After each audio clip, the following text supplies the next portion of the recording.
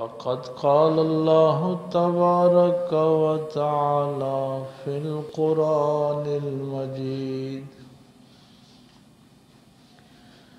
أعوذ بالله من الشيطان الرجيم بسم الله الرحمن الرحيم استحوذ عليهم الشيطان فأنساهم ذكر الله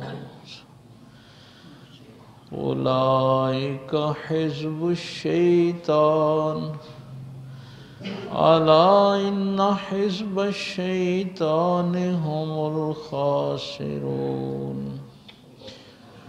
إن الذين يحادون الله ورسوله أولئك في الأذلين كتب الله لأغلبن أنا ورسلي إن الله قوي عزيز آمنت بالله صدق الله العظيم وصدق رسوله النبي الأمي الكريم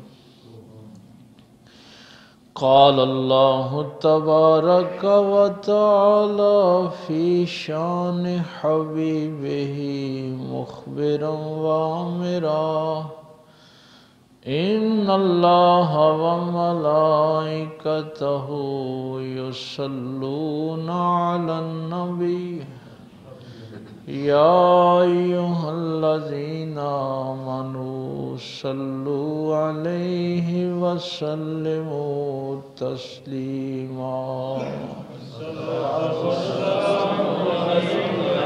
سيدي يا رسول الله وآلك يا سيدي يا حبيب الله الصلاة والسلام عليك يا سيدي يا رب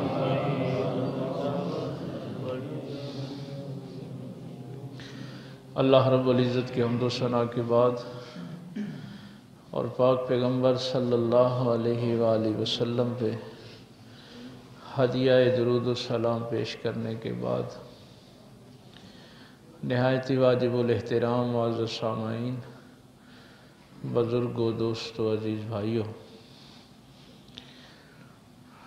بات شریعت کے ایک اہم قانون کے حوالے سے ہو رہی تھی کہ شرعی لحاظ سے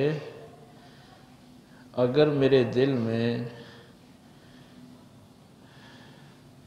اللہ اور اس کے رسول کے دشمنوں کے لیے کوئی محبت کا جذبہ ہے تو وہ دل ایمان سے خالی ہے، اس دل میں ایمان نہیں ہے، اور اس کے لیے جو محبت کے بڑے اہم ذرائع ہیں، مراکز ہیں، انسان کے والدین ہیں، اولاد ہے، رشتہ دار ہیں، بھائی ہیں، ان چاروں کا ذکر فرمایا کہ اللہ رسول کے مقابلے میں کبھی یہ ماں باپ بھی سامنے آ جائیں تو ایمان والا پھر اللہ رسول کے ساتھ کھڑا ہوتا ہے، ماں باپ کے ساتھ کھڑا نہیں ہوتا۔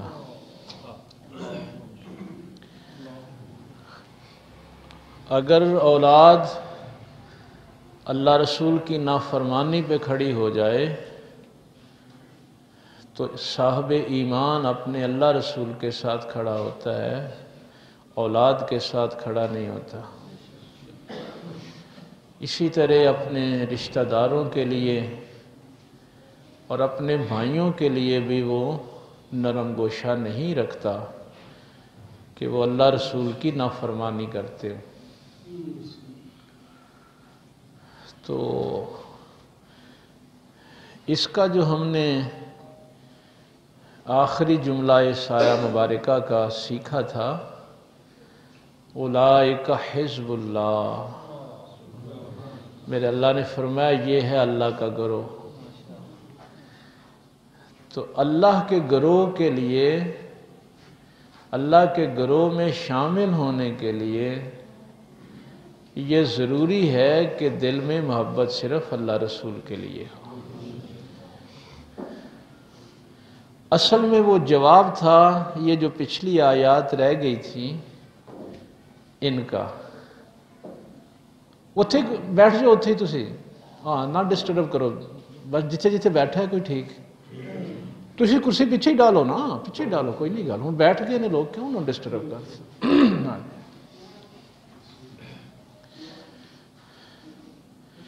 تو یہ اصل میں یہ جو آیت تھی، استحوذ علیہم الشیطان فانساہم ذکر اللہ۔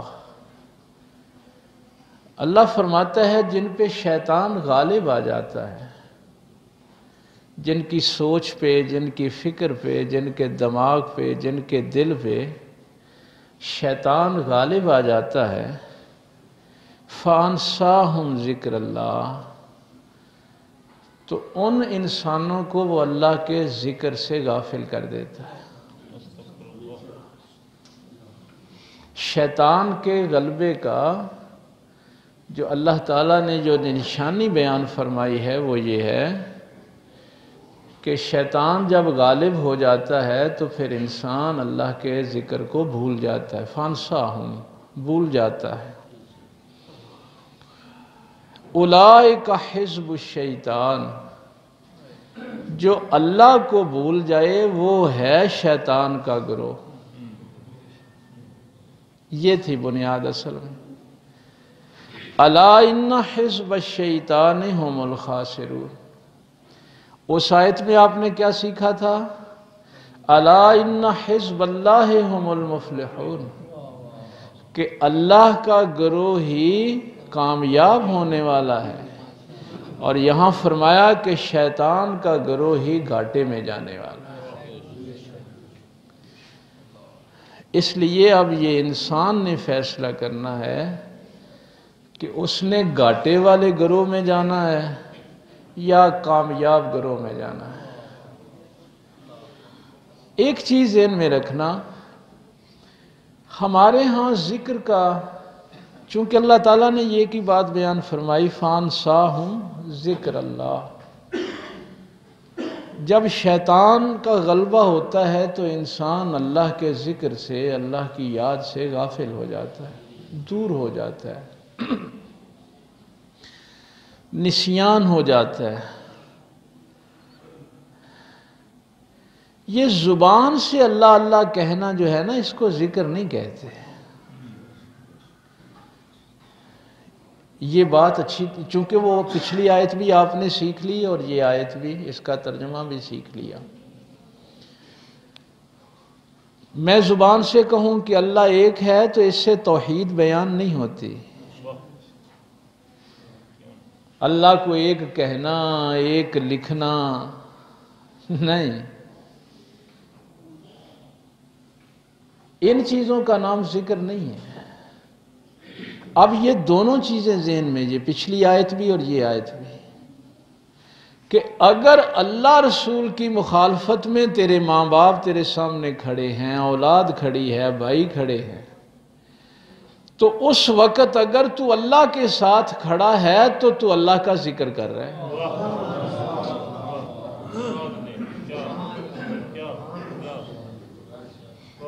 تو توحید کا یہ معنی نہیں ہے کہ میں زبان سے اللہ اللہ کرتا رہوں گا تو میں توحید بیان کر رہا ہوں، نہیں۔ زندگی کے کسی بھی مشکل وقت میں اور زندگی کے ہر لمحے میں اگر میں ہاتھ باندھ کے اللہ کے سامنے کھڑا ہوں تو توحید پرست ہوں۔ میری زندگی کا کوئی معاملہ ہو، اگر میں اپنے اللہ کے سامنے بندگی کے لیے کھڑا ہوں تو توحید پرست ہوں، بلکہ اتنے سخت جملے ہیں کہ یہ جو ہم تسبیحاں پکڑ کے ذکر کرتے ہیں نا، یہ ذکر ہو سکتا ہے عذاب کا باعث بنے، یہ اللہ کے عذاب کو دعوت دینے والی بات ہے کہ میری زبان سبحان اللہ کہہ رہی تھی اور میرا قدم برائی کی طرف جا رہا تھا۔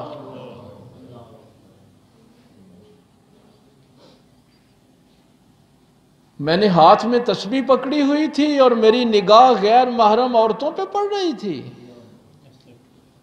مذاق بنایا ہوا ہے ذکر کا۔ جب تک اس جسم کے تمام جوارے، تمام اعضاء، تمام سوچ، تمام فکر اللہ کی بارگاہ میں نہیں جھکتی، اس کو ذکر نہیں کہتے۔ جس نے تسبیح کے دانے پہ تو اللہ اکبر پڑھا اور دوسرے ہاتھ سے وہ رشوت لے رہا ہے، وہ اللہ اکبر اس کے عذاب کا باعث بنے گا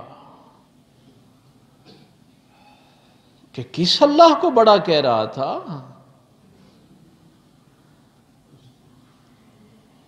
اسی لیے اگر یہ جملہ آپ کے ذہن میں، مجھے تو یہی امید ہوتی ہے کہ پہلے سے موجود ہے، اور میں نے بتایا ہوا ہے آپ کو کہ اگر روزہ رکھ کے جھوٹ بولنا ترک نہیں کیا تو اللہ کو تمہارے بھوکا پیاسا رہنے کی کوئی ضرورت نہیں۔ مت خیال کرو کہ ہم نے زبان سے جھوٹ بھی نہیں ترک کرنا اور روزہ بھی رکھنا ہے، کیا اللہ یہ ذکر قبول کر لے گا؟ ہرگز نہیں۔ یہ نہیں ہے کہ میں نے سر سجدے میں رکھا ہوا ہے اور میرا دھیان کہیں اور ہے اور میں اللہ کا ذکر کر رہا ہوں۔ الذین یذکرون اللہ قیاما وقعودا وعلی جنوبہم، فرمایا ذاکر تو وہ ہیں، اللہ کو یاد تو وہ رکھتے ہیں کہ وہ قیام میں ہوں تب بھی اللہ ہی کے سامنے کھڑے ہوتے ہیں، قعودا وعلی جنوبہم، وہ کھڑے ہوں تو اللہ کو یاد رکھتے ہیں، بیٹھے ہوں تو اللہ کو یاد رکھتے ہیں، وہ بستر پہ کروٹ بدلیں تو بھی اللہ کو یاد رکھتے ہیں، ان کی آنکھیں بند ہو جائیں، زبان بند ہو جائے تو ان کا دل اللہ کی یاد میں رہتا ہے۔ پھر یہ نہیں ہوگا کہ زبان سے تو اللہ کا ذکر اور باقی جسم کے اعضاء جو ہیں وہ، اچھا جب میں یہ جملہ کہتا ہوں کہ میں اگر تسبیح پڑھ رہا ہوں اور ادھر میں نے ٹیلی ویژن لگایا ہوا ہے، کدھر ہے دھیان میرا؟ میں اپنے اللہ سے مذاق کر رہا ہوں، کس ذکر میں مشغول ہوں میں؟ تسبیح پکڑی ہوئی ہے، روزہ رکھا ہوا ہے، کئی تو ایسے بھی ملتے ہیں روزہ رکھ کے بس 5-7 ڈرامے ویکھو تے ٹھیک، مذاق کرتے ہیں اللہ کے ذکر کو۔ موبائل آن کیا ہوا ہے اور اللہ کا ذکر بھی ساتھ چل رہا ہے، نہیں، پھر یہ شرک نہیں ہوگا۔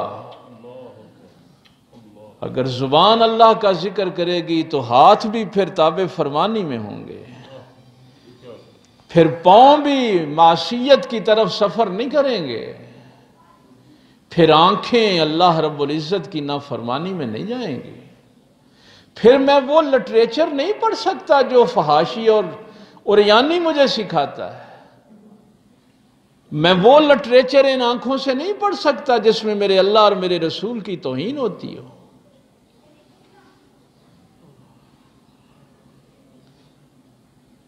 تو قرآن کہتا ہے کہ اصل میں یہ جو لوگ آپ کو نظر آتے ہیں ان کا ذکر ان کو فائدہ نہیں دیتا، بلکہ وہ ذکر ان کے لیے عذاب کا باعث بنتا ہے۔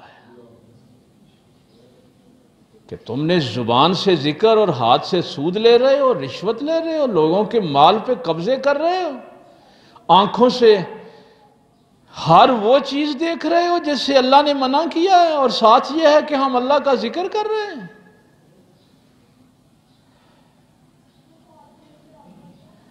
اور میں ڈر جاتا ہوں سورہ حشر کی یہ آیت، آج کل ہم کہتے ہیں نا دعائیں نہیں سنی جاتی، بڑی دعائیں کرتے ہیں سنی نہیں جاتی، حالات ہی نہیں بدلتے۔ وہاں بھی اسی آیت کے حوالے سے، چونکہ یہ سورہ مجادلہ کے آگے سورہ حشر ہے، فرمایا وَلَا تَكُونُوا كَالَّذِينَ نَسُوا اللَّهَ فَأَنسَاهُمْ أَنفُسَهُمْ۔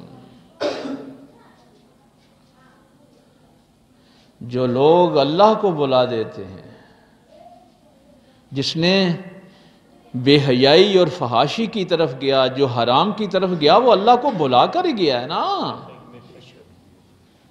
جس کے پیر، جس کے قدم چوری ڈکیٹی کی طرف گئے ہیں، وہ اللہ کو بلا کر گئے ہیں۔ جس کی زبان جھوٹ بولتی ہے، وہ اللہ کو بلا کر ہی بولتی ہے۔ وَلَا تَكُونُوا كَالَّذِينَ نَسُوا اللَّهَ فَأَنسَاهُمْ أَنفُسَهُمْ۔ میرا اللہ فرماتا ہے جو پہ ہمیں بلا دیتا ہے نا، اللہ کو بلا دیتا ہے، پھر اللہ اس کو یہ سزا دیتا ہے کہ اللہ اس کو اس کی جان سے غافل کر دیتا ہے، اس کو اپنی ہوش بھی نہیں پھر رہتی۔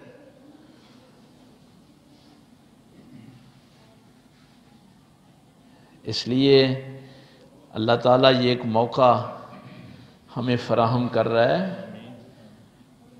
میں کل بھی کچھ علماء 5-6 تشریف فرما تھے، میں نے ایک سوال کیا ان کے سامنے، میں نے کہا کب اپنے اپنے گھروں میں ہم خود دیکھیں، کہنے کی ابھی ضرورت نہیں۔ اما شاہ صدیقہ رضی اللہ تعالیٰ عنہ فرماتی ہیں کہ جیسے ہزار بند پہلوان اپنے ہزار بند کستے تھے نا اپنی کشتی کے لیے، تو پاک پیغمبر صلی اللہ علیہ وسلم ایسے اپنا ہزار بند کستے کہ رمضان آ رہا ہے، 2 ماہ پہلے تیاری شروع ہو جاتی۔ ہمارے گھروں میں کتنی خوشی ہے رمضان کے آنے کی،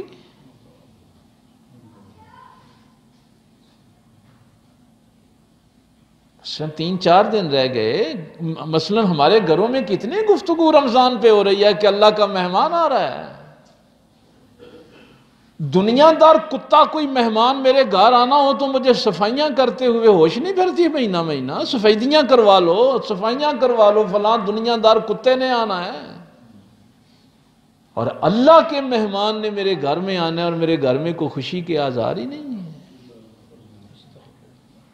کتنے گھروں میں خوشی کا سما ہے کہ اللہ کا مہمان آ رہا ہے۔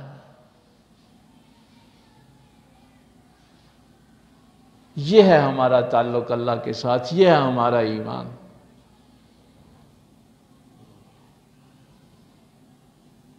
بڑی بات ہوگی تو سودا سلف لے آؤ۔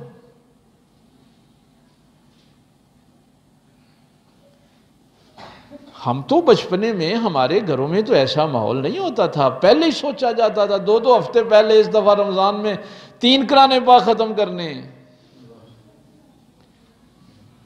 یہ گھروں میں گفتگو ہوتی تھی۔ آگے پیچھے تہجد رہ جاتی ہے تو رمضان میں نہیں رہے گی۔ ہم شب بیداری کریں گے، روزے کا اہتمام کریں گے، تراویح کا اہتمام کریں گے۔ اب اگر بات ہوتی ہے اچھا یار پھر 4 دڑے نے اپنے نانگی جان گے، یہ مسلمانی رہ گئی ہے ہماری۔ اب ہماری اللہ مدد کرے کہ اللہ فرمائے کہ میرا مہمان آ رہا ہے اور ہمارے گھروں میں صف ماتم بچ جائے۔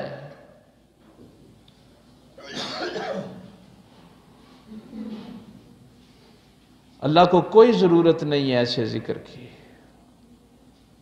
ایسی قوم کی اللہ کو کوئی ضرورت نہیں ہے کہ ہر شیطانی کام پہ خوشی اور ہر اللہ کے حکم پہ انسان جو ہیں وہ بس پریشانی کے عالم میں ہے کہ ہیں اللہ کا حکم آ گیا ہے، میں نے کوئی عبادت خوشی سے کرنی نہیں ہے۔ اور اس سے بڑی بدبختی میرے سامنے اللہ کا کلام پڑا ہے، یقین جانیے، جس کے متعلق جبریل کہے کہ وہ شخص ہلاک ہو جائے، برباد ہو جائے، کہ جس کو رمضان المبارک ملے اور اپنے گناہوں کی بخشش نہ کروا سکے، جبریل کہے کہ وہ ہلاک ہو جائے اور اللہ کا محبوب صلی اللہ علیہ وسلم فرمائیں کہ آمین، ایسا ہی ہو، اس کو بربادی سے کون بچا سکتا ہے؟ اس قوم کو، اس گھر کو، اس فرد کو کوئی بربادی سے بچا سکتا ہے؟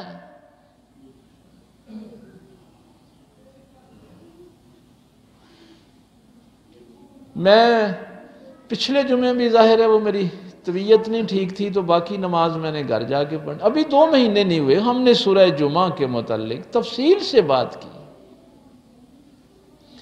دکھ ہوتا ہے کہ یہ وقت بھی ہم نے دیکھنا تھا کہ نوجوان سارے 2 فرض پڑھ کے جا رہے تھے، کسی کو جمعے کی رکعتوں کا نہیں پتا۔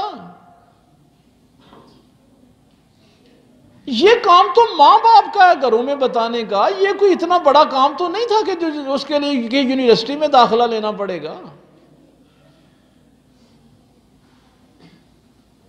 یہاں سے میں نے نوجوانوں کو دیکھا 2 فرض پڑھے اٹھ کے چلے گئے، اور ابھی 2 مہینے نہیں گزرے میں نے سورہ جمعہ کا درس یہاں پہ مکمل کیا ہے کہ اگر تم نوافل بھی پڑھ لیتے ہو تو پھر بھی اس جگہ پہ بیٹھ کے اللہ کا ذکر کثرت سے کرو۔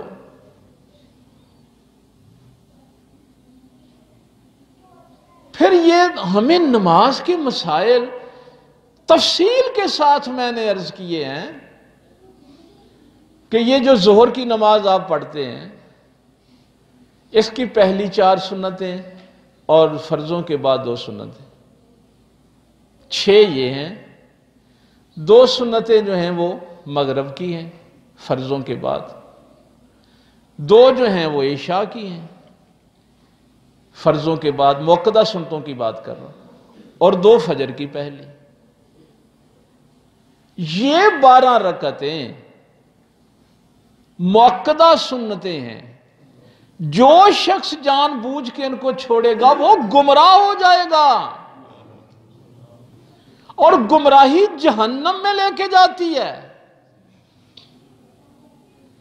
اور جب میرے پاک پیغمبر صلی اللہ علیہ وسلم فرمائیں کہ یہ 12 رکعتیں تمہیں اس لیے دی گئی ہیں کہ تم ظاہر ہے اللہ کی عبادت اس کی شیان شان نہیں کر سکتے،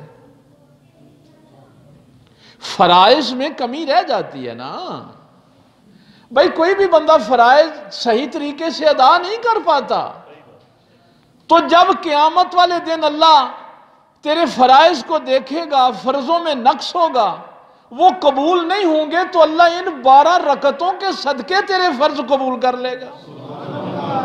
نعرہ تکبیر، نعرہ رسالت، نعرہ حیدری، ان کا نام ہی تکمیلات رکھا گیا ہے، تیرے فرضوں کی تکمیل ممکن نہیں ہے ان رکعتوں کے بغیر۔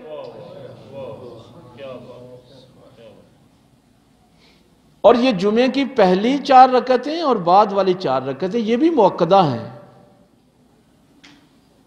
اور پھر یہ میں نے تفصیل سے عرض کیا تھا کہ پاک پیغمبر صلی اللہ علیہ وسلم گھر جا کے 2 سنتیں ادا فرماتے تھے، اور مولا علی سرکار ساری زندگی فرمایا، حضرت عبداللہ ابن مسعود سے فرمایا کہ میں تو 4 بھی پڑھتا ہوں 2 بھی پڑھتا ہوں، چونکہ سرکار 4 مسجد میں پڑھتے تھے 2 گھر جا کے پڑھتے تھے۔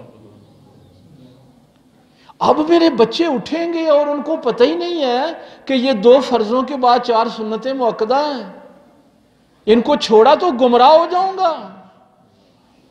اور اس سے اگلی پتہ بات کتنی سخت ہے، یہ تو میں ٹیکنیکل فقہی زبان میں گفتگو کر رہا ہوں. اگلی اس سے بات اتنی خطرناک ہے کہ اگر کسی نے سنت موقدہ ہلکی سمجھ کے چھوڑی ہو، چلو سنتا ہی نہیں نا، فرض تے پڑھ لینے نا.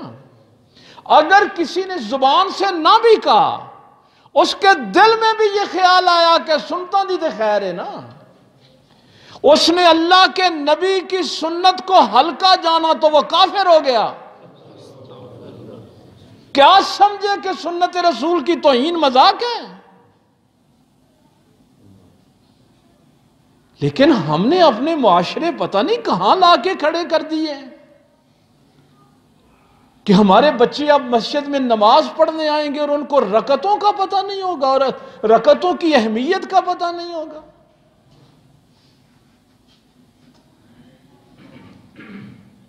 17 رکعتیں جو ہیں وہ فرائض ہیں.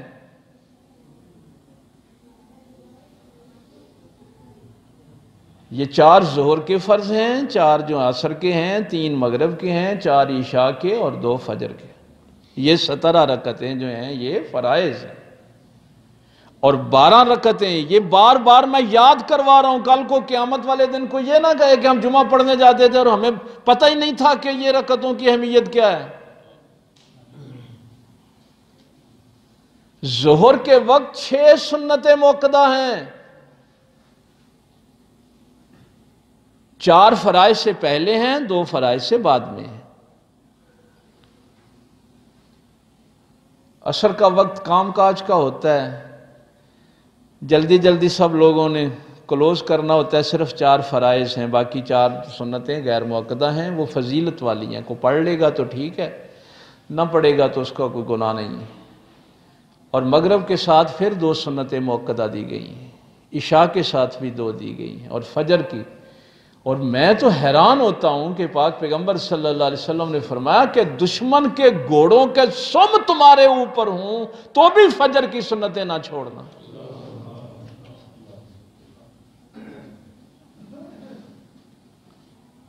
تو آپ کے فرائض کی تکمیل ممکن نہیں ہے اگر آپ سنت موقدہ. اور یہ دونوں مسئلے ذہن میں رکھنا، جو جان بوجھ کر ان کو چھوڑے گا وہ گمراہ ہے، اور جو توہین کرے گا وہ کفر میں چلا جائے گا.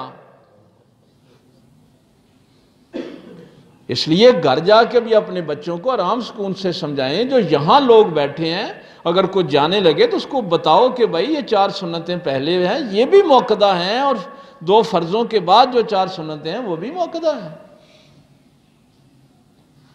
یہ ساری اسی آیت کی روشنی میں بات کر رہا ہوں. فَانْسَاهُمْ ذِكْرَ اللَّهِ، شیطان نے ان کو اللہ کے ذکر سے غافل کر دیا ہے.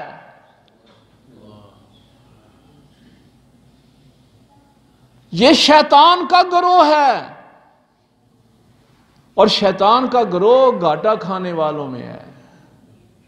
وہ کامیاب ہونے والا نہیں ہے. چل ٹھیک ہے فرض پڑے نے دے، خیر صلی اللہ. اس کی میں ڈیفینیشن جو پڑھے لکھے لوگ ہیں ان کو میں عرض کر دوں. سنت موقدہ کی ڈیفینیشن ہے وہ نوافل جس میں نبی پاک صلی اللہ علیہ وسلم نے ہمیشگی اختیار کی ہو.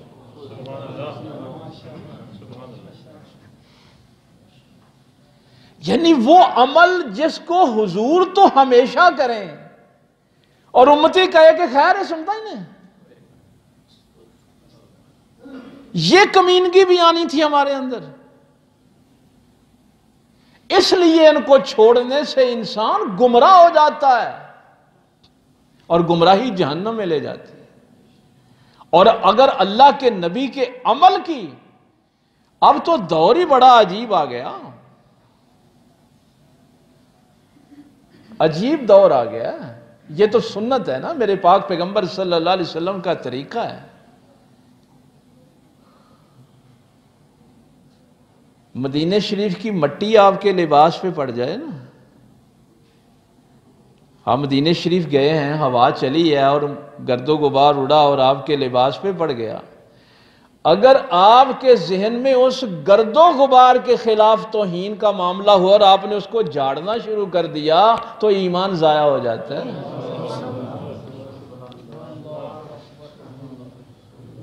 یہ فتویٰ پتہ ہے کس کا، جس کو آپ وہابی کہتے ہیں، ابن تیمیہ کا۔ ابن تیمیہ نے کہا کہ اگر کسی نے نبی پاک صلی اللہ علیہ وسلم کے لباس پر گرد و غبار دیکھ کے کہا کہ حضور کا لباس گندا ہے تو وہ بے ایمان ہو گیا، چہ جائے کہ وہ عمل جو حضور ساری زندگی کریں اور امتی کہے خیر ہے، سنتا ہی نا۔ یعنی یہاں تک بھی اس معاشرے نے آ جانا تھا کہ ہمیں اپنی نماز، اور یہ میں وقت ہو گیا ہے، کلمہ پڑھنے کے بعد جو سب سے پہلا میرے اللہ کا حق ہے وہ نماز ہے۔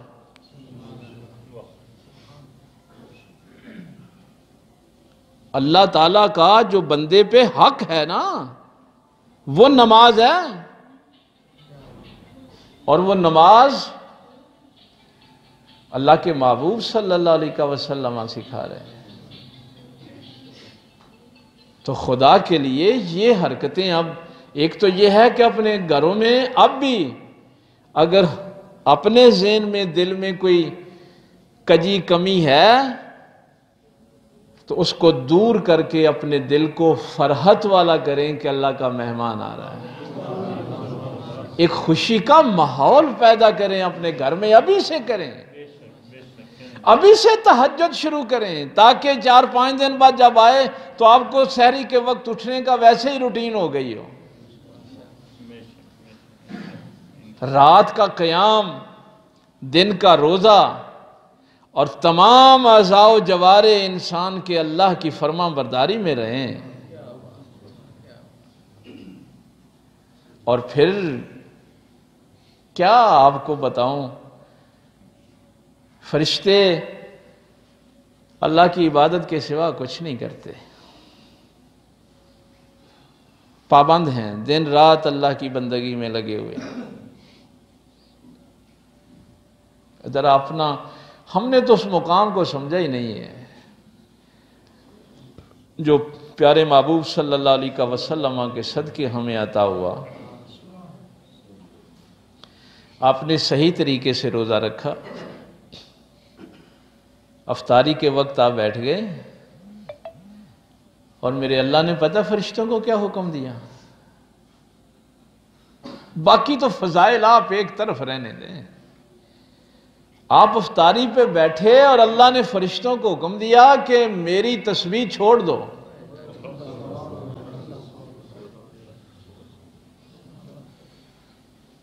یہ جو میری عبادت میں لگے ہوئے ہو نا، یہ میری عبادت چھوڑ، تسبیح چھوڑ دو۔ مولا کیا کریں؟ فرمایا اس روزہ دار کی دعا پہ آمین کہو۔ سلام تکبیر، سلام رسالت، سلام حیدری۔ ہم سمجھ ہی نہیں سکے کہ ہمیں اللہ تعالیٰ نے یہ نظام کیا دیا ہے۔ تو اللہ تعالیٰ نے موقع دیا ہے، بچوں کو تیار کریں، اپنے گھر میں خوشی کا ماحول پیدا کریں، اللہ کے مہمان کا پورا استقبال کریں۔ استقبال رمضان نبی پاک کی سنت ہے، طریقہ کار یہی تھا۔ حضور صلی اللہ علیہ وسلم پورا استقبال کرتے تھے مہمان کا، اور سخاوت تو دنیا میں پہلے ہی مشہور ہے، لیکن ام عائشہ صدیقہ فرماتی ہیں کہ سرکار کی سخاوت کا تو ویسے ہی کیا کہنا، لیکن رمضان میں تو تیز آندھی کی طرح سخاوت ہوتی تھی۔ شیاطین کو جکڑ دیا جاتا ہے، جہنم کے دروازے بند کر دیے جاتے ہیں۔ اللہ نے موقع دیا ہے، یہ باتیں میں اس لیے کر رہا ہوں کہ اگر آج سے ہی آپ رمضان کی خوشی میں، اس کے استقبال میں لگ جائیں گے، تو اگر کسی کا رمضان سے پہلے بھی وقت آ گیا تو اس کی بخشش ضرور ہو جائے گی۔ انما الاعمال بالنیات۔ عمل میں تو کمیاں رہ جاتی ہیں نا، اس لیے اللہ اجر ہی نیتوں پہ دیتا ہے۔